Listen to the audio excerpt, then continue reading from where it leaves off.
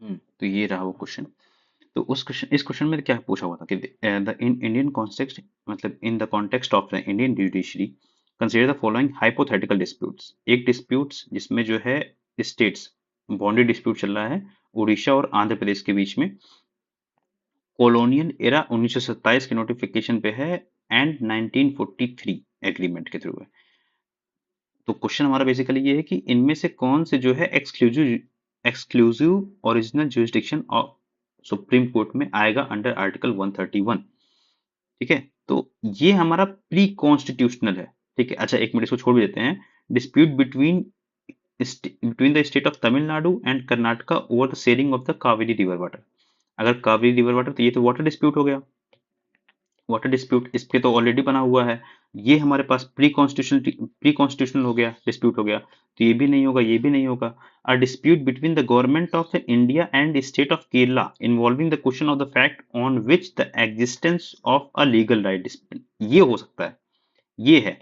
ठीक है, अब इसके अलावा चौथा ऑप्शन था कि स्टेट वर्सेस यूनियन टेरिटरीज, तो ये भी नहीं होता। लिखा हुआ है ना यहाँ पे, कोई भी यूनियन टेरिटरीज इसमें नहीं है, सब स्टेट वर्सेस स्टेट है, स्टेट वर्सेस सेंटर है, तो इसी कारण इसका आंसर ओनली वन हो जाएगा। ठीक है, ये चीज हो गई। फिर इसके बाद रिट जुरिस्डिक्शन, ये तुम्हें पता होना चाहिए कौन कौन से रिट्स हैं। Mandamus, habeas corpus, fundamental rights में आ जाता है। फिर मेरे पास एक होता है एपलेट ज्यूरिसडिक्शन। ठीक है, इस मेरे पास होता है एपिलेट ज्यूरिसडिक्शन। उसमें कौन कौन सी चीजें आती हैं? एक जो कॉन्स्टिट्यूशनल मैटर्स होते हैं, और एक होते हैं सिविल मैटर्स होते हैं, एक हो गया क्रिमिनल मैटर्स हो गए, और एक होता है स्पेशल लीव। स्पेशल लीव, ठीक है, कि मतलब स्पेशल लीव कि तुम सुप्रीम कोर्ट पे कभी भी जा सकते हो और वो तुम्हें माफ कर सकते हैं। ठीक है, जैसे कि हमारे पास एक ये सिस्टम होता है, जैसे कि सुप्रीम कोर्ट हमको जाना है किसी भी लीव के लिए, तो हम लोग एक प्रोसेस होता है ना कि पहले हाई कोर्ट गए, मतलब इंटीग्रेटेड जो सिस्टम होता है ना। लेकिन स्पेशल लीव केस में तुम किसी भी केस में तुम सुप्रीम कोर्ट डायरेक्ट जा सकते हो और वो तुमको छूट दे सकता है। बस एक्सेप्शनल ये है कि जो भी मिलिट्री जजमेंट है उस केस में तुम नहीं जा सकते हो। मिलिट्री ट्रायल्स जो होते हैं, मार्शल लॉज होते हैं, उन केस में बस तुम्हें स्पेशल लीव नहीं मिल सकती है, और सब केस में तुम्हें स्पेशल लीव मिल सकती है। ठीक है, यही एक बहुत बड़ा डिफरेंस है बिटवीन इंडियन जुडिशरी और यूएसए जुडिशरी, अभी बताऊंगा अभी। ठीक है, फिर इसके बाद आता है एडवाइजरी जुरिस्डिक्शन, आर्टिकल 143। ठीक है, प्रेसिडेंट के पास पावर है to seek the opinion of the supreme court. अब वो भी तभी जब प्रेसिडेंट मांगेगा। ध्यान रखना ये बात को, ठीक है, जब प्रेसिडेंट मांगे तभी बस। दो मैटर्स पे होते हैं, एक होता है पब्लिक मैटर्स पे, और एक होता है प्री कॉन्स्टिट्यूशन डिटीज पे।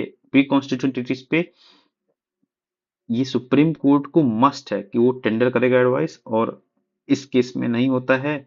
और ये भी होता है कि जो हमारे पास जो मतलब जो भी एडवाइस देगा सुप्रीम कोर्ट, वो कंपलसरी नहीं है प्रेसिडेंट को मानना। इसके साथ साथ आर्टिकल 145 सब क्लॉज 3 में भी ये लिखा हुआ है कि जो भी ये एडवाइजरी जुरिस्डिक्शन होगा उसके लिए कितने मेंबर्स की बेंच बचेगी, कम से कम मिनिमम 5 मेंबर्स की बेंच बैठेगी। ठीक है, ये चीजें हो गई। यही क्वेश्चन, इस पे दो तीन बार क्वेश्चन भी आ रखे हैं। जुडिशियल रिव्यू, उससे पहले हम लोग कोर्ट ऑफ रिकॉर्ड्स पढ़ते हैं। कोर्ट ऑफ रिकॉर्ड्स पता होना चाहिए क्या होता है।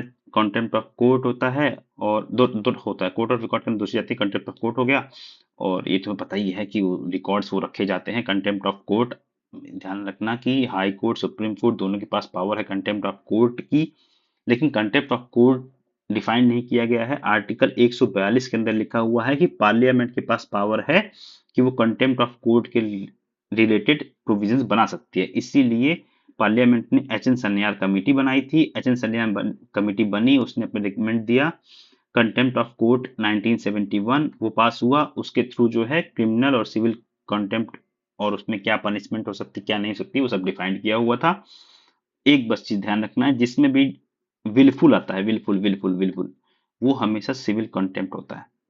ठीक है, ये चीज हो गई, ये चीज हो गई। फिर इसके बाद जुडिशियल रिव्यू की बात होती है, वो भी मैं आगे बता दूंगा कि दोनों के पास पावर होती है, एक अलग सा पूरा प्रोजेक्टर है। ठीक है, फिर इसके बाद कॉन्स्टिट्यूशनल इंटरप्रिटेशन।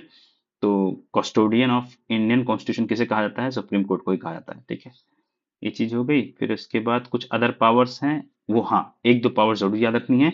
एक तो है यू से हमारे पास यूपीएससी। यूपीएससी मतलब क्या होता है कि प्रेसिडेंट जब अगर बोल देता है सुप्रीम कोर्ट को कि भैया ऐसा है, थोड़ा सा जो है ऐसा करो, इंक्वायरी करो, ठीक है, inquire the conduct and behaviour of the chairman and members of the UPSC.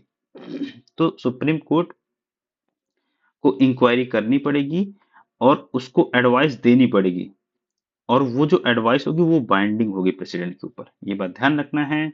और सेल्फ करेक्टिंग दोनों बॉडी होती हैं, हाई कोर्ट सुप्रीम कोर्ट दोनों के पास पावर होती है। विड्रॉल मतलब कि विड्रॉल या फिर ट्रांसफर मतलब कि किसी एक हाई कोर्ट से वो कोई भी केस जो है ले सकता है, या फिर वो कहीं मतलब उसके पास पावर है सुप्रीम कोर्ट के पास, ठीक है।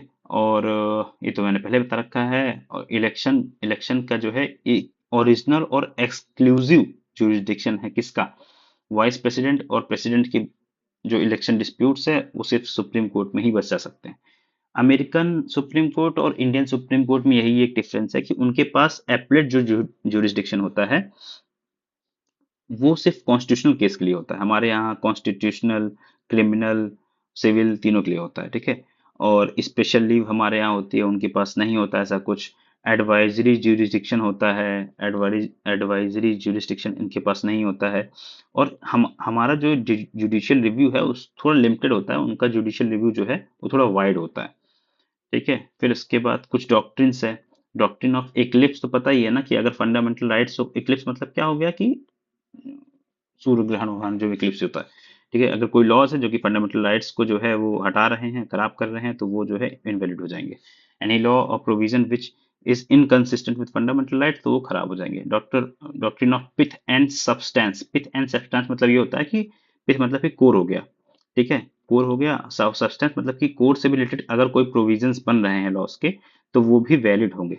यही तो बोला हुआ है ना, legislation does not becomes unconstitutional just because of it is it impact and issues beyond it's area of authenticity authority, ठीक है।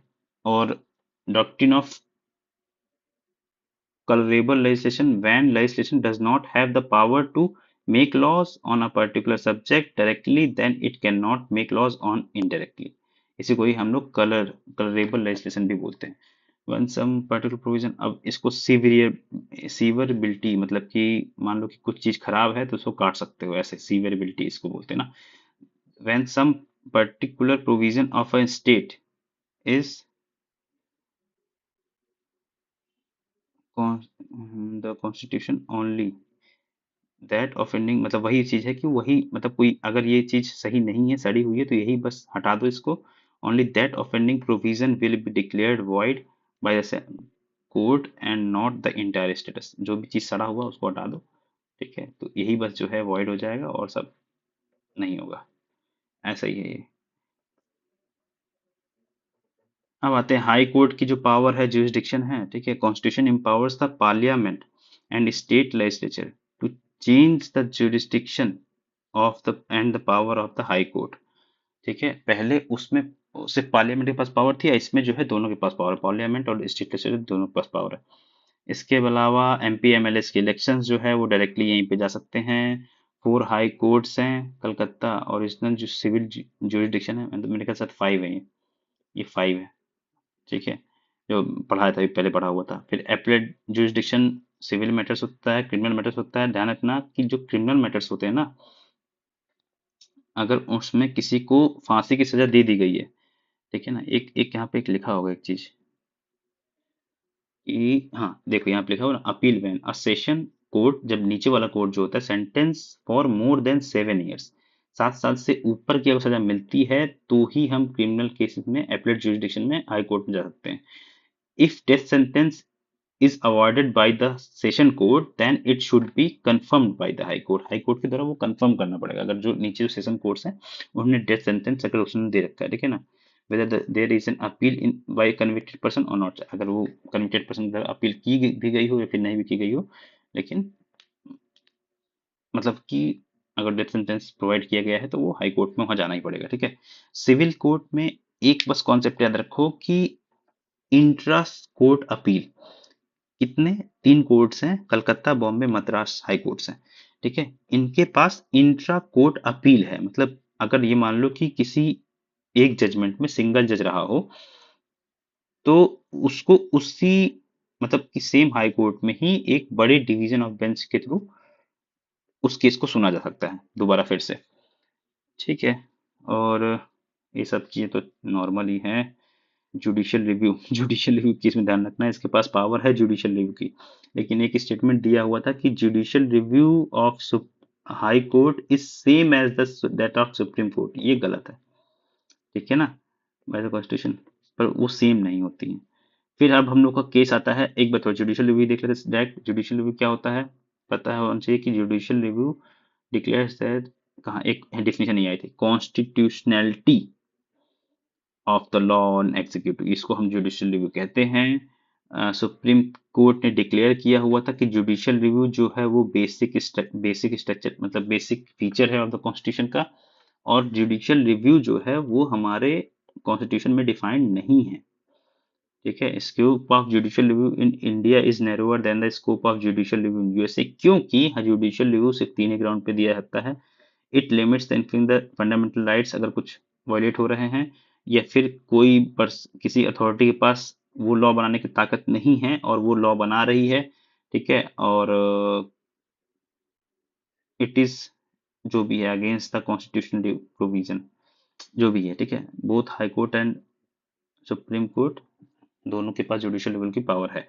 जुडिशियल एक्टिविज्म किसे कहते हैं, कि मतलब कि जुडिश जजमेंट देने के साथ साथ उसको इम्प्रूव भी किया जा सके, उसे हम जुडिशियल एक्टिविज्म कहते हैं।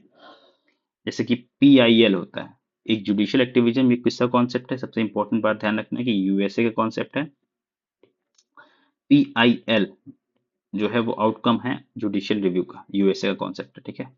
अब आते हैं पीआईएल क्या होता है, पब्लिक इंटरेस्ट लिटिगेशन। पीआईएल क्या होता है, इसमें मुझे पता है, तुम्हें पता ही है पीआईएल क्या होता है।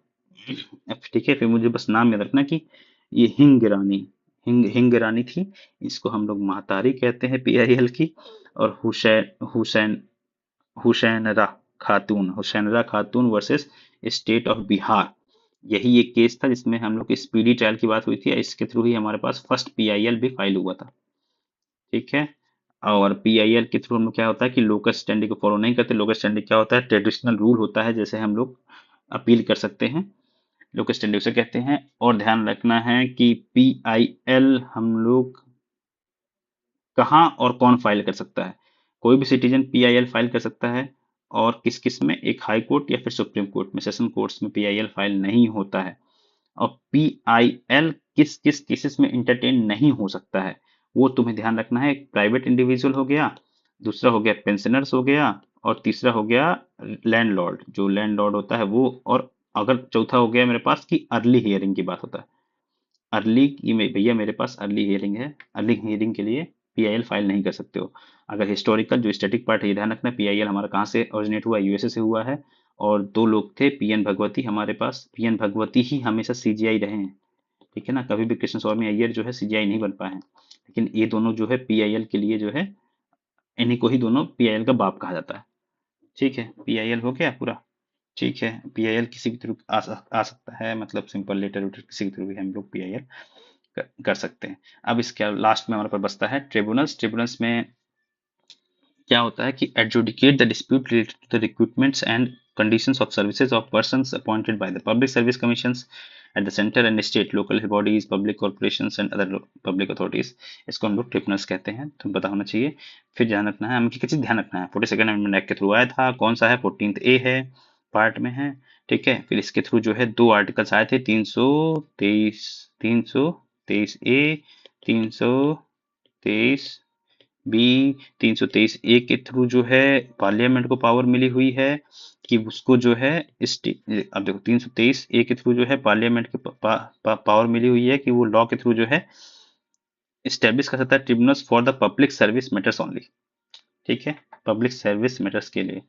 और 323 बी में जो है पार्लियामेंट और स्टेट लेजिस्लेचर दोनों को पावर मिली हुई है कि वो matters which fall in their legislative capacitance, या टैक्सेशन हो गया, फॉरेन एक्सचेंज जो भी, जैसे है जो भी है, उसके रिलेटेड वो बना सकते हैं, क्या ट्रिब्यूनल बना सकते हैं। तो एक क्वेश्चन भी आया हुआ था कि 65th अमेंडमेंट एक्ट के थ्रू जो है, 75th अमेंडमेंट एक्ट के थ्रू जो है एक स्टेट लेवल पे रेंट ट्रिब्यूनल बनाया गया था, ठीक है। फिर पार्लियामेंट के पास पावर है, एज अ रिजल्ट पार्लियामेंट ने उस पावर का इस्तेमाल किया और एडमिनिस्ट्रेटिव ट्रिब्यूनल एक्ट ऑफ 1985 बनाया गया। It authorises the central government to establish one central administrative tribunal, जिसको सीएटी बोलते हैं, और एक जो है मतलब और स्टेट एसएटी बोलते हैं, स्टेट एडमिनिस्ट्रेटिव ट्रिब्यूनल। ठीक है, जो CAT was establish set up in 1985 during the prime ministership of an Rajiv Gandhi. ठीक है, ये ध्यान रखना। ठीक है, members of the CAT they drawn from the both judicial and the administrative service system, ये दोनों के दोनों सही है। ध्यान रखना कि एक चेयरमैन होता है और कुछ मेंबर्स होते हैं। जो चेयरमैन होता है उसको अपॉइंट कौन करता है? प्रेसिडेंट अपॉइंट करता है on recommendation of an CJI. ठीक है, ये इंपॉर्टेंट है, ये इंपॉर्टेंट है, बस बस ये ध्यान रखना। 5 साल 65 साल तक के लिए इसके पास वो होता है। और कौन कौन से फंक्शंस हैं जिसपे, अरे मतलब किस किस पे एडजुड मतलब किस किस पे हम लोग सीएटी पे नहीं जा सकते हैं? किस किस केस में? मेंबर्स ऑफ डिफेंस में, officers of servant of SC मतलब सुप्रीम कोर्ट, और secretary staff of parliament, in in cases में हम लोग मतलब कि सीएटी नहीं जा सकते हैं। ठीक है, हाँ मतलब जुडिशरी की तरह जो है सीएटी जो है बाउंड नहीं होता है, मतलब वो नॉर्मल तरीके से भी प्रोसीजर मतलब जजमेंट दे सकता है। और फिर इस तरह हमारे पास एसएटी आता है। एसएटी के लिए इंपॉर्टेंट ये है, जब स्टेट जो है रिक्वेस्ट करता है तभी एसएटी बनाया जाता है। चेयरमैन कौन अपॉइंट करता है? दोनों को, चेयरमैन और मेंबर्स को कौन अपॉइंट करता है? President on recommendation governor. ये इंपॉर्टेंट है, बस मेन इंपॉर्टेंट ध्यान रखना। और अगर तुम्हें अपील करनी है तो सीएटी और एसएटी की के अगेंस्ट में अपील तुम कहाँ कर सकते हो? सुप्रीम कोर्ट और the bench of the high court में तुम अपील कर सकते हो। इसके अलावा और कुछ बच रहा है क्या? मैंने ऐसे याद किया था, ये कुछ फेमस जजमेंट है। नागा राजा से मैंने याद किया हुआ था। नागा राजा से मैंने याद किया हुआ था कि क्या प्रमोशन, रिजर्वेशन इन प्रमोशन। ठीक है, फिर डीके बासु से मैंने क्या याद किया हुआ था? Right against custodian violence. फिर ओलांग तेलिस से मैंने याद किया था right to livelihood as a part of the right to life in article 21। और फिर ये तो पता ही है, स्पिरिटल वाला। और बालाजी राघवन, इसमें था नेशनल अवार्ड जो है, जो मतलब कि ये मान लो कि पद्म भूषण जो भी नेशनल अवार्ड्स होते हैं उनको अगर हम लोग आर्टिकल 18(1) का नहीं है जो एक्सेप्शन, उसके थ्रू याद किया हुआ था। ठीक है, बार काउंसिल ऑफ इंडिया, इसमें दो ही चीज मेरे को पता है कि एडवोकेट वर्सेस एक होता है ना, एडवोकेट वर्सेस मतलब वकील जिसको बोलते हैं, और एक होता है लॉयर। लॉयर एडवोकेट वो होते हैं जो मतलब बार काउंसिल ऑफ इंडिया में रजिस्टर्ड करवा देते हैं। लॉयर जो होते हैं वो जो लॉ का जो डिग्री उग्री लिए होते हैं वही लॉयर कहलाते हैं। यही बस पता होना चाहिए। और बार काउंसिल ऑफ इंडिया जो है इंस्ट्रक्शन देता है, पता हेड है ना इन सब चीज़ों का। ठीक है, इसके अलावा कोई और क्वेश्चंस हैं क्या? कुछ फंस रहा है क्या? ये तो हो गया। ठीक है, एक ही क्वेश्चन बनता है, when a chief justice of the high court act as an administrative capacity he is habit to the writ jurisdiction. ठीक है, ऑफ एनी हाई कोर्ट, ये पता होना चाहिए। फिर एक की लिखा हुआ है, judicial activism can not be practised without arming the judiciary with punitive powers to punish contemptuous behaviour. ये स्टेटमेंट सही है। ठीक है, हम्म, ये मैंने बताया था ना कि एडमिनिस्ट्रेशन जो है वो हाई कोर्ट का एडमिनिस्ट्रेशन किससे होता है? स्टेट फंड ऑफ इंडिया, मतलब स्टेट के फंड से होता है। इसके अलावा एक की थोड़ा ये देख लेना कि पैरोल किसे कहते हैं। ठीक है, कंपलसरी होता है पैरोल देना। बस इतना ही है। ये क्वेश्चन देखना आखिरी में। Thank you.